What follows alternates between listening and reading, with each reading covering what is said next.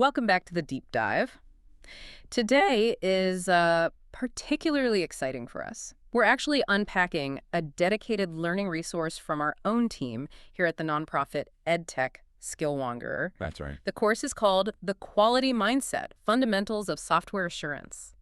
And I think we need to start with the elephant in the room. Oh, yeah. When you say quality assurance or QA, most people, they just picture the Department of No. Right. The people who swoop in at the end to delay the launch because, a button is 1 pixel to the left. Exactly, the gatekeepers. That is the classic stereotype.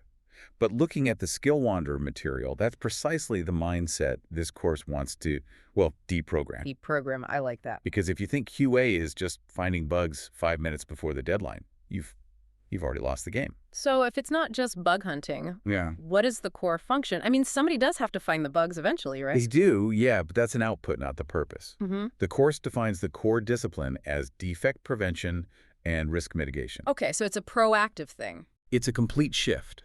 You're moving from asking, does this code run without crashing, to asking, is this the solution the business actually needs?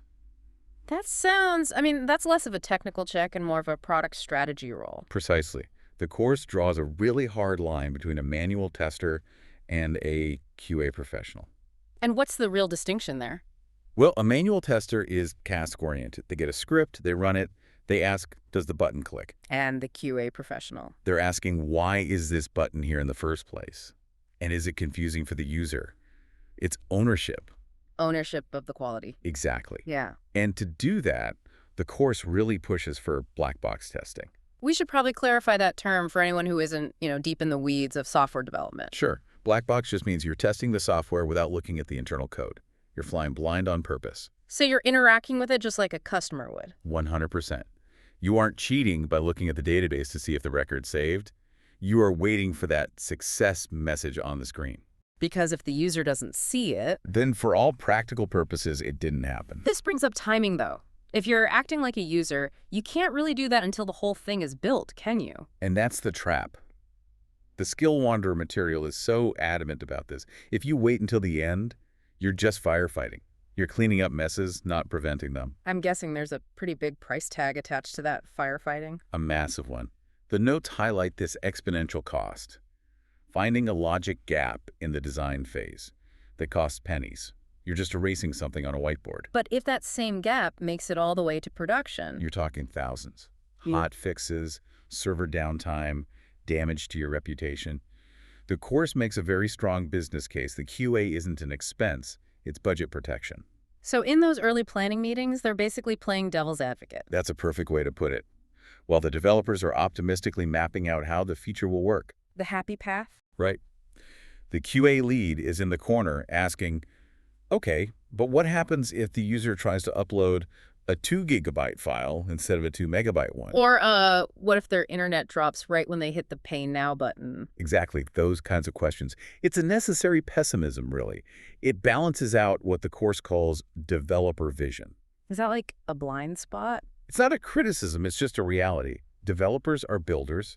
They know how it's supposed to work, so they subconsciously test it that way. They know not to hit the back button while the page is saving something. Of course.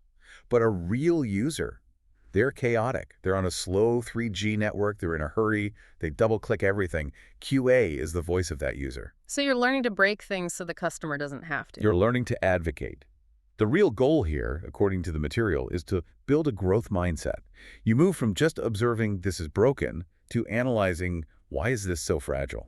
That feels like a psychological shift as much as a technical one. It really is. And I think that leads perfectly to the final concept from the material I wanted to leave everyone with, the confidence score. A confidence score. How did that work? It's a challenge, really. It's about your own integrity. When you sign off on something, code or report, anything, are you just approving it to get it off your desk? Or are you actually providing a transparent report of the risks that are still involved? That's it. It's the difference between saying it's done and saying, I trust this to work for our users.